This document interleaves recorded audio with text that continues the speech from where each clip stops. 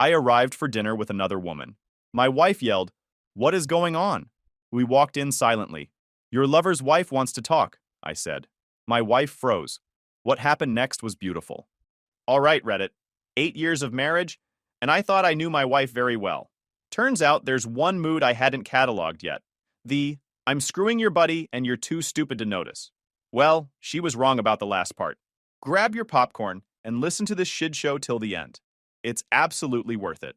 The whole thing started subtle. Melissa and I, 34 male, had been doing couples game nights with our friends Chris and Ariel every other Friday for like 3 years. A little bit about us. I owned a boat repair and sales business. Melissa did corporate sales for a big hotel chain. Chris was an insurance broker, and Ariel worked as a logistics coordinator for a shipping company. Standard suburban friendship package. But around February, Melissa started doing this thing where she'd get all dressed up for game night. Like way more effort than she put in for date nights with me. We're talking about those expensive jeans, the perfume she saves for special occasions, hair done like she had a photo shoot, makeup, the works. Now don't get me wrong, I never have a problem with this. But it was new for my wife, who'd always kept it simple and natural. So one Friday, I watched her spend 40 minutes on her makeup. "Are you getting ready for the Oscars or something?" I joked. She didn't even turn around. "I like to look nice." "Is that a crime now?" "No, but we're going 2 blocks away to eat chips and throw cards." She finally looked at me in the mirror. "Maybe if you cared about how you looked, I'd put in less effort elsewhere." Silence.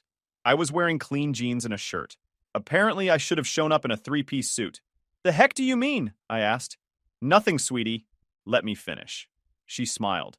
At Chris and Ariel's place that night, I noticed other shit.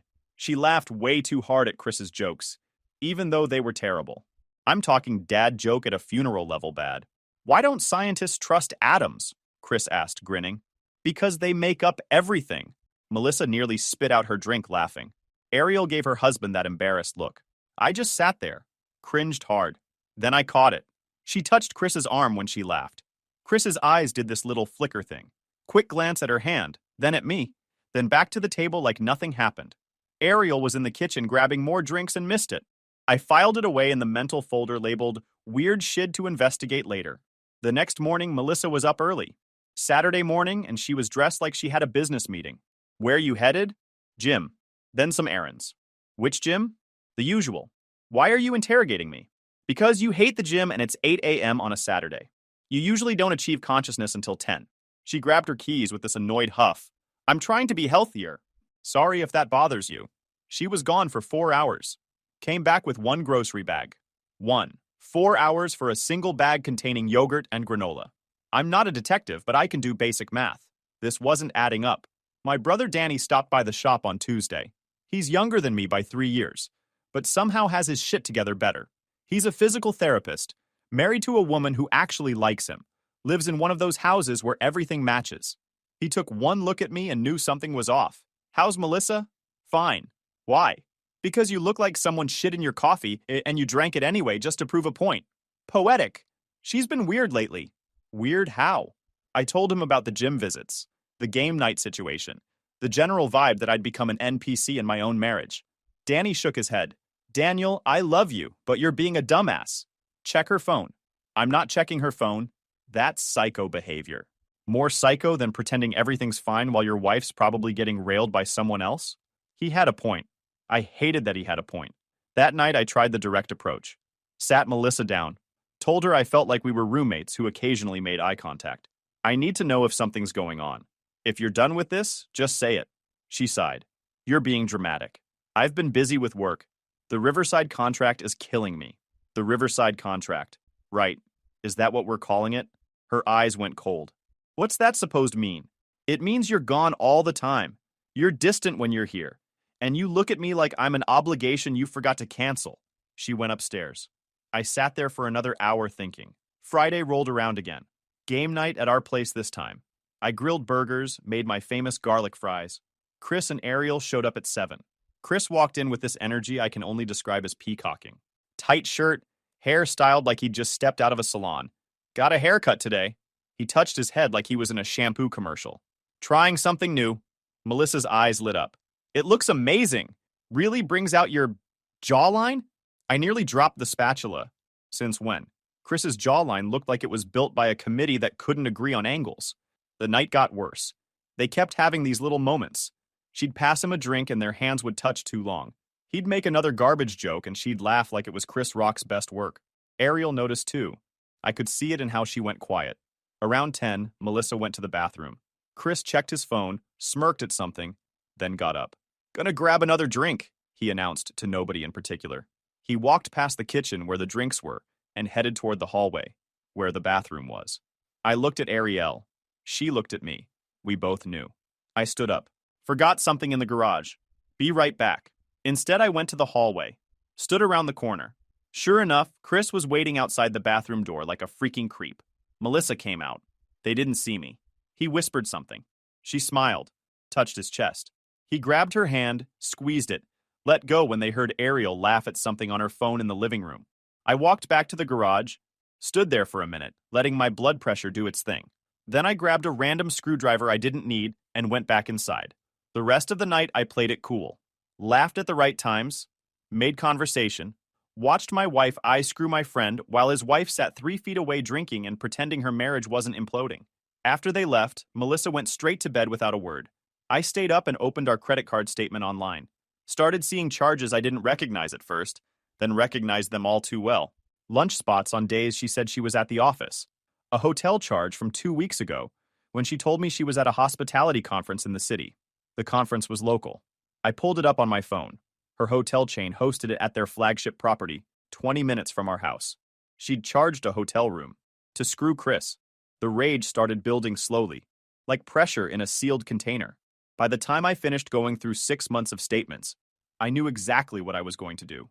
I took screenshots of everything on my phone, opened a separate bank account the next morning online, and transferred half our joint savings. If shit was going where I thought it was going, I wasn't about to get cleaned out. Monday afternoon, I texted Ariel. "Coffee this week? Need to talk about something." She replied within a minute. "Thursday work? 2 p.m.? We met at a place downtown, far from anywhere either of our spouses would randomly show up." Ariel looked tired. She didn't waste time. "You know, don't you?" "Yeah." "You?" She nodded. "Been suspecting for a while. Found a receipt in his pocket last month. Dinner for 2 at that Italian place he claims he hates. Said it was a business dinner. On Valentine's Day?" She laughed. No humor in it. "March 2nd, week after Valentine's. I got flowers and a card. She apparently got lobster." I slid my phone across the table, showed her the credit card charges, the hotel receipt, screenshots of texts I'd finally managed to see where Melissa talked to her friend Jenna about seeing him and how exciting it was. I'd grabbed her phone while she was in the shower that morning. Ariel looked at everything. Her face didn't change. She just absorbed it like she'd been preparing for this moment. She looked up. "What do you want to do about it?" I asked. "I want to burn it down." She said it calm as ordering coffee. But smart. I'm listening. We spent 2 hours planning. Turns out Ariel's not just a logistics coordinator. She's got a finance background from before kids, used to work in auditing, handles their household accounts, knows where every dollar goes. And Chris had been sloppy. "He's been pulling money from our joint account," she said. "Small amounts. Told me it was for client dinners and golf outings. Let me guess. No golf outings." She shook her head. "I checked with his regular golf buddies through their wives. He hasn't played in 2 months. We compared notes. The timeline matched perfectly. Charges lined up. Dates, they were both busy aligned. There was this one text I showed Ariel, the one I'd screenshotted from Melissa's phone that morning. Melissa to Jenna. Chris's wife is so clueless, LOL. We literally made out in his car outside their house last week while she was inside. Ariel's jaw clenched. That was last Thursday. I was home with a migraine. How do you want to play this? She thought for a minute, then smiled. Chris's company is having their annual dinner next month. Big fancy thing, all the partners and clients. He's up for a promotion. She leaned forward. Melissa's hotel chain is providing the venue and catering this year, right? Yeah. She mentioned it. Said she had to coordinate it for work. Perfect. Let's give them a night they won't forget. Started coordinating. She'd dig into Chris's finances more. I'd keep tracking Melissa's movements. We'd meet weekly to compare notes and plan. Before we left, Ariel grabbed my hand across the table. Thank you for not making me feel crazy. You're not crazy.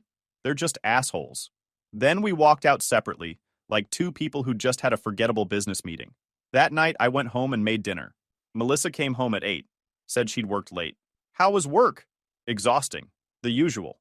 She didn't notice I'd opened a separate account. Didn't notice I'd moved money. She ate, scrolled her phone, and went to bed. I stayed up late. Started making a folder on my laptop. Every piece of evidence organized like I was building a legal case. My phone buzzed. Ariel. Found a credit card I didn't know about. He's been hiding charges. Hotel rooms, jewelry, lots of jewelry. She didn't get the jewelry. I know. Attached a photo. It was a screenshot of a credit card statement. 5 different jewelry purchases over 3 months. Total, $4,000. The next day, I checked Melissa's jewelry box while she was at work.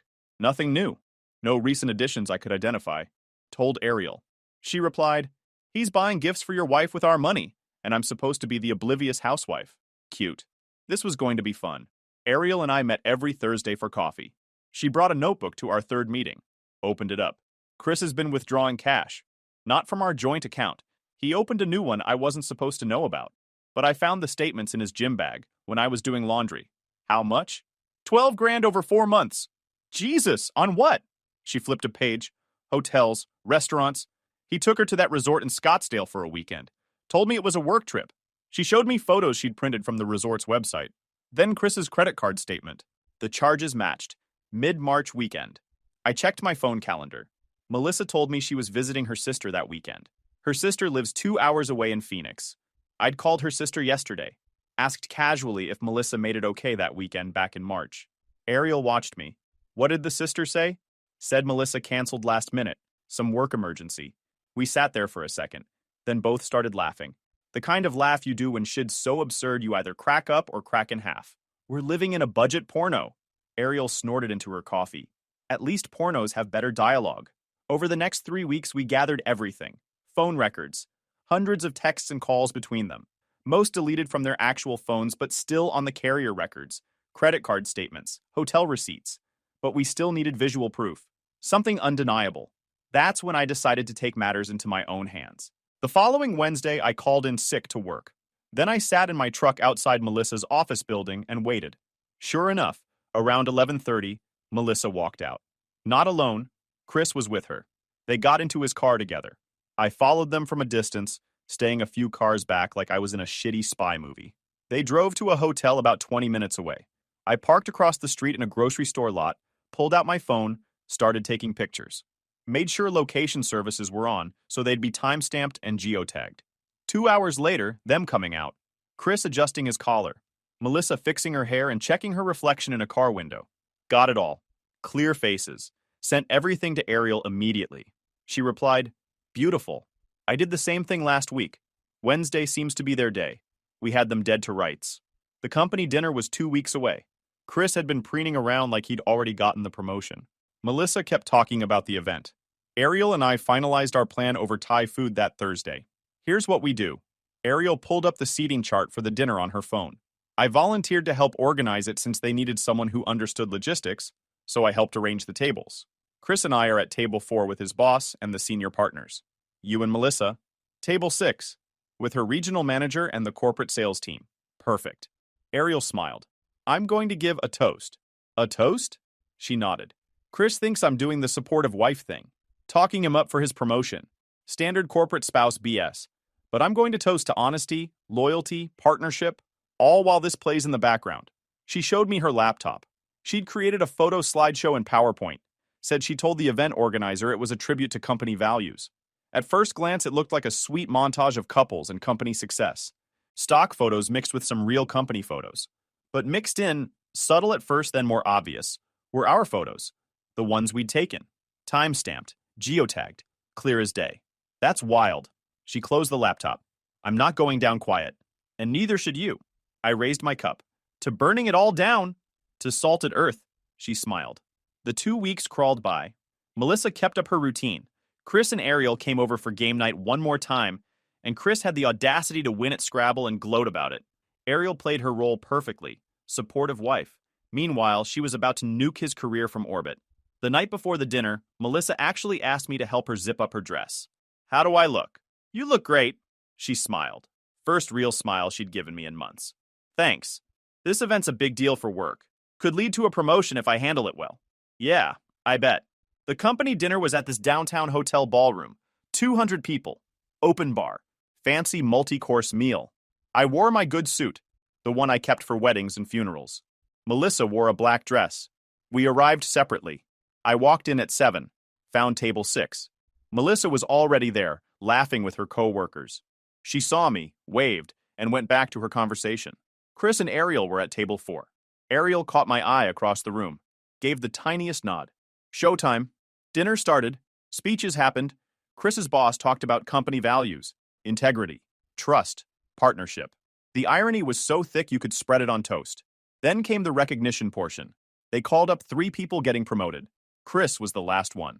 He walked up to the stage like he'd already won an Oscar, shook hands, accepted his new title, Senior Account Director. Ariel stood and clapped with everyone else, smiled like a proud wife. When Chris sat back down, Ariel stood up again, clinked her glass with a fork.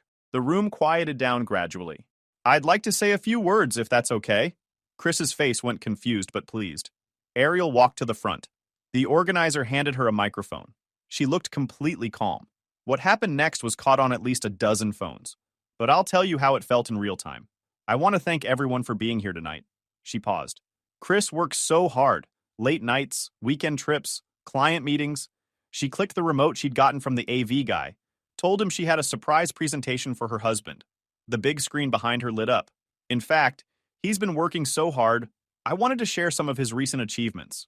The slideshow started. At first, it looked normal. Photos of Chris at work events, at the office, shaking hands. Then it shifted. A photo of Chris and Melissa entering a hotel. Another, Chris and Melissa at a restaurant, holding hands across the table. The room went silent. Ariel kept talking. These are my husband's real achievements. 6 months of lying. $12,000 of our joint savings spent on hotels and restaurants and gifts. She clicked again. Bank statements appeared on screen. Charges. Hotels.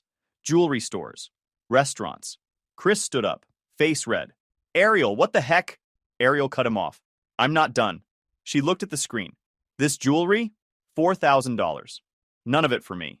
She looked directly at Melissa. Did you get the earrings, or did he cheap out? Melissa's face had gone white. Everyone was staring. Her regional manager, her co-workers, random people from Chris's insurance firm. I stood up, walked to the front. Melissa had been working hard too, I said. I pulled out my phone, connected it to the presentation system, showed everything I had. Then I showed the screenshot. Melissa to Jenna. Chris's wife is so clueless, LOL. We literally made out in his car outside their house last week while she was inside. Ariel walked up next to me. I was inside with a migraine that night, wondering why my husband was taking 45 minutes to check the mail. The room was dead silent. People were holding their phones, some recording. This was going to be on every group chat and social media page by morning. Some were just holding their laughs. Chris tried to salvage it. This is insane. You're both. This is slander. Ariel held up a folder. These are divorce papers. Already filed. Already served. You can pick up your stuff from the driveway. I had the locks changed this afternoon. I pulled out my own folder. Same for you, Melissa. Separate accounts established.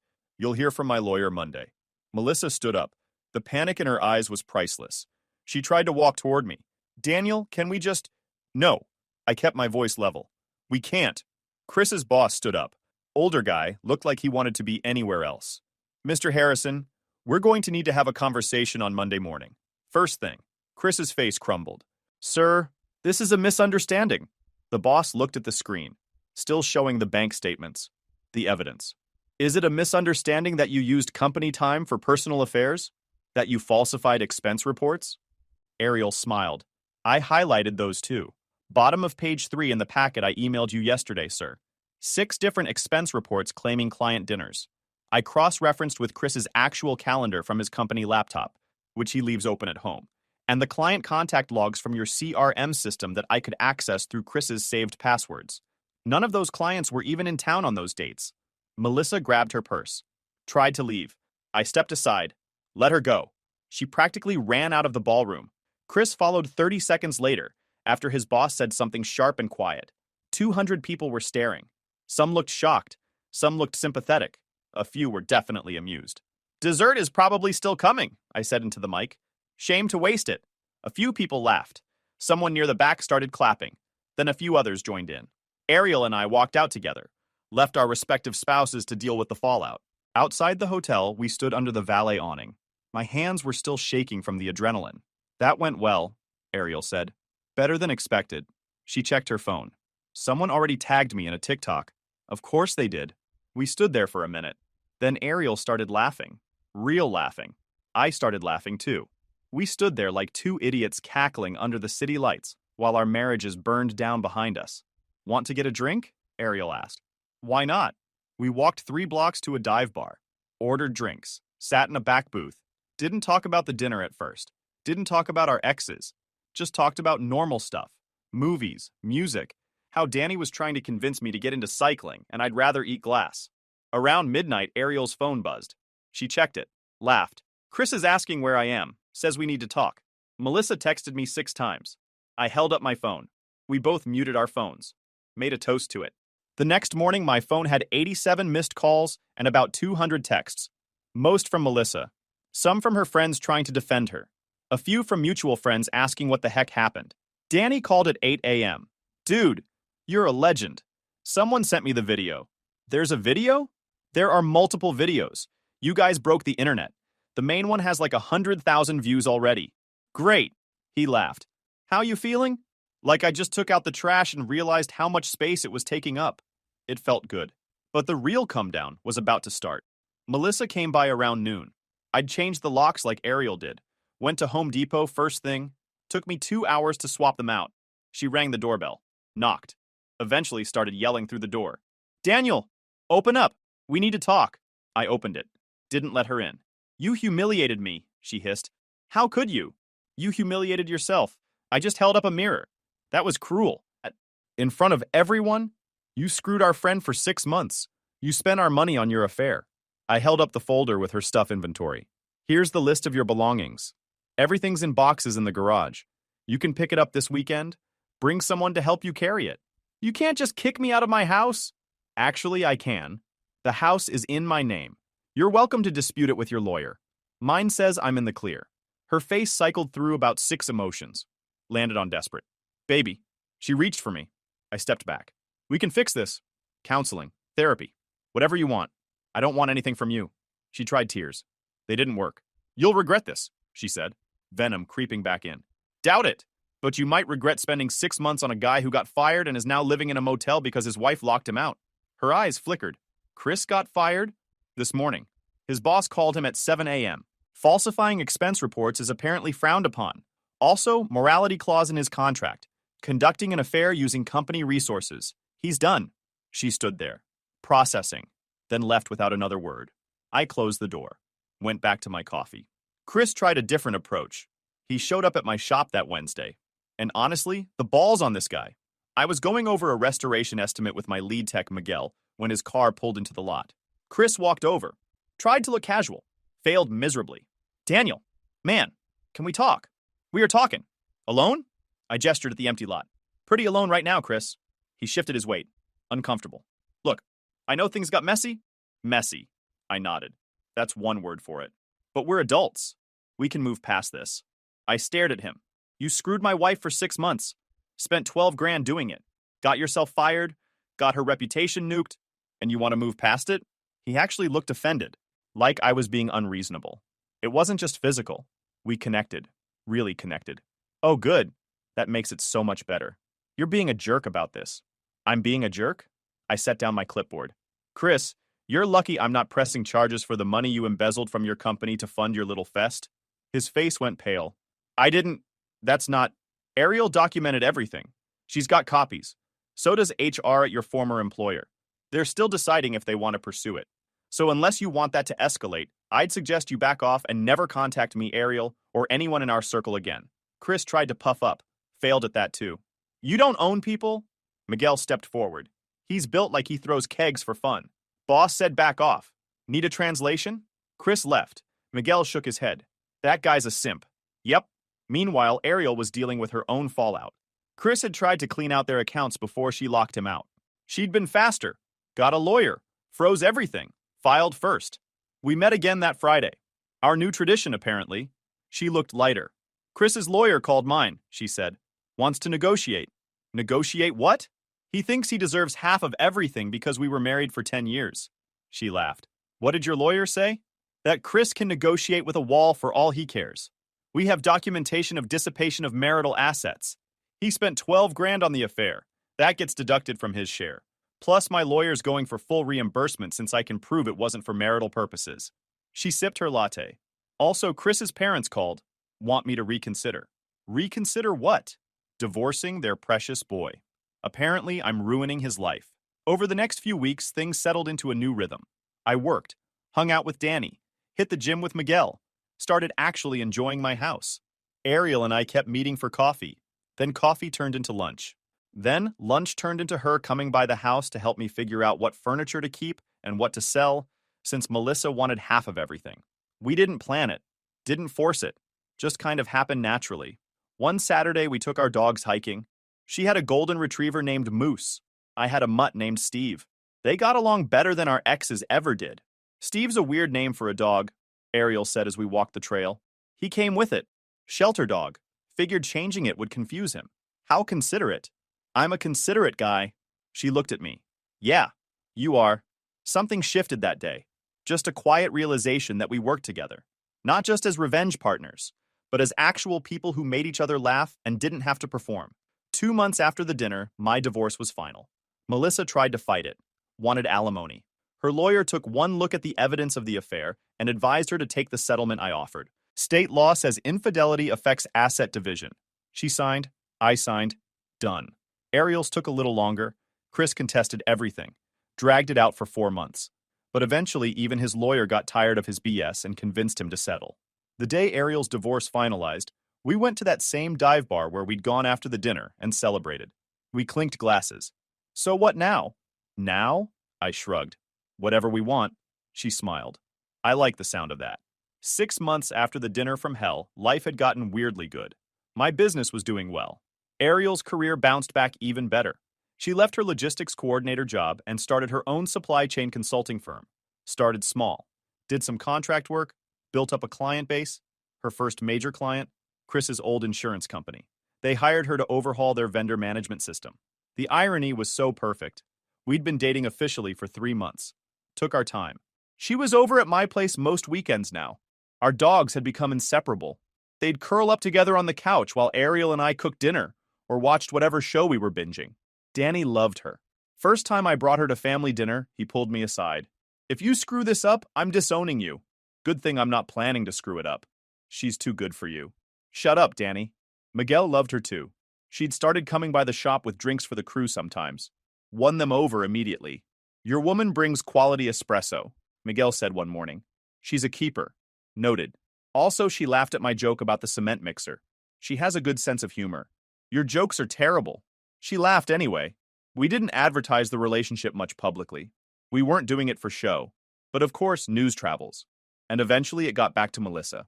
I was at Home Depot on a Saturday when I saw her. She was with some guy I didn't recognize. Young. Probably mid-20s. Wearing a graphic tee and ripped jeans like he was auditioning for a boy band reunion tour. She saw me.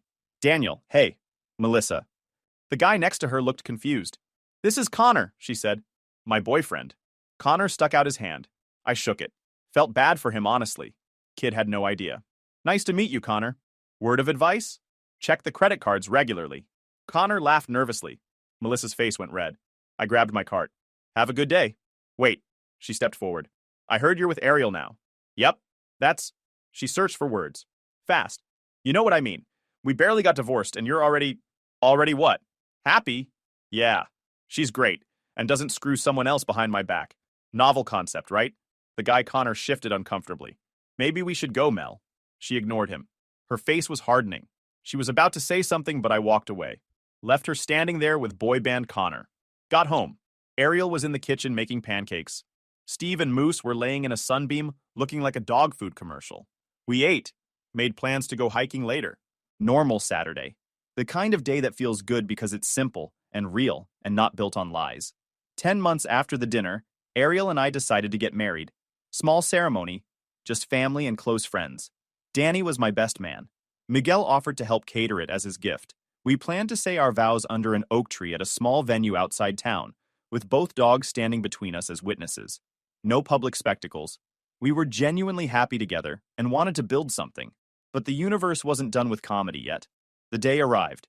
Perfect weather. Everyone showed up. The venue looked beautiful. Ariel's sister helped her get ready while Danny made sure I didn't screw up my tie.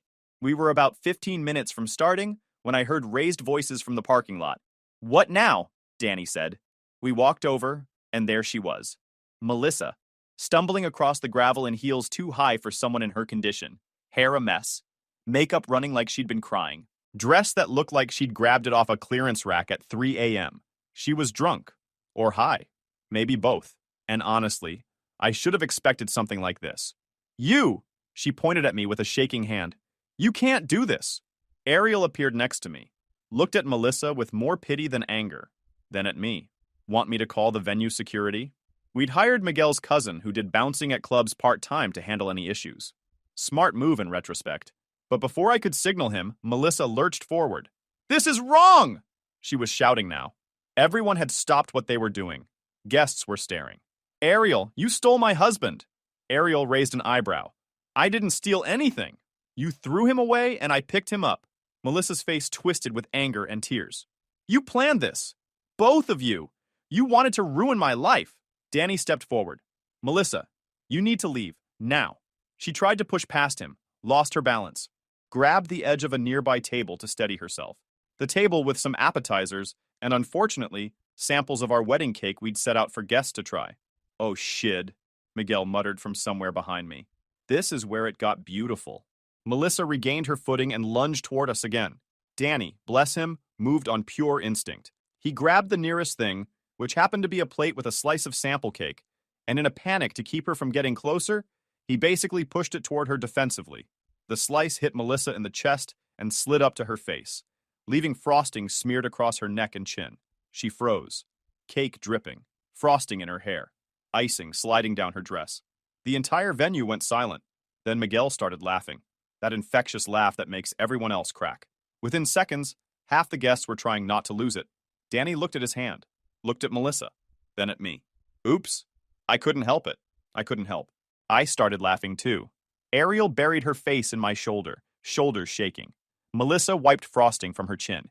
"You both!" She couldn't form words, just sputtered. Reached for the table again, maybe to grab something to throw back. But Miguel's cousin, all 6'5", 250 pounds of him, finally stepped in.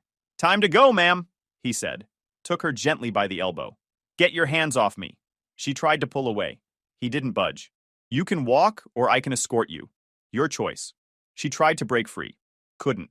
So she did the next best thing. Started yelling. Incoherent BS about betrayal and karma, and how we'd all regret this.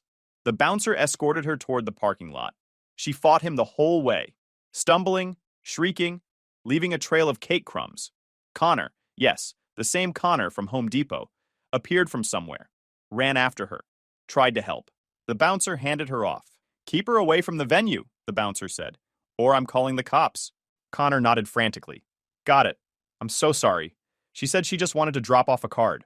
"Yeah," Ariel said dryly. "That went well." They left, finally. The parking lot cleared. Danny looked at the remaining cake. "Still got most of it left. We're good." Miguel walked over, phone in hand. "Brother, I got it on video. The whole thing." He held up his phone. "Want me to send it to you?" "Absolutely." Ariel shook her head, but she was smiling. "She showed up drunk to ruin our wedding. But failed spectacularly," Danny added. "Because I have excellent panic reflexes?" Ariel started laughing again. I pulled her close. "You okay?" She looked at me. At the venue full of people who were now talking excitedly and probably already texting everyone they knew. "Yeah," she smiled. "Actually, I'm great." That was the most satisfying disaster I've ever witnessed. We cleaned up. The ceremony started 20 minutes late. Nobody cared much. If anything, it broke the ice and gave everyone something to talk about. People were relaxed, laughing. By the time Ariel and I stood under that oak tree, the vibe was perfect. We said our vows, exchanged rings, kissed while everyone cheered, started our marriage the right way, honest, open, real, with our dogs as witnesses and the memory of Melissa wearing cake frosting as an accessory. 4 months after the wedding, Ariel got pregnant. When the test came back positive, we both cried. I called Danny. He whooped so loud I had to pull the phone away from my ear. Life kept going, and it was good. Really good. YouTube just dropped this new hype feature. If you're hooked on this story, smash that hype button. It tells YouTube this video deserves to blow up, and it keeps even crazier stories coming your way.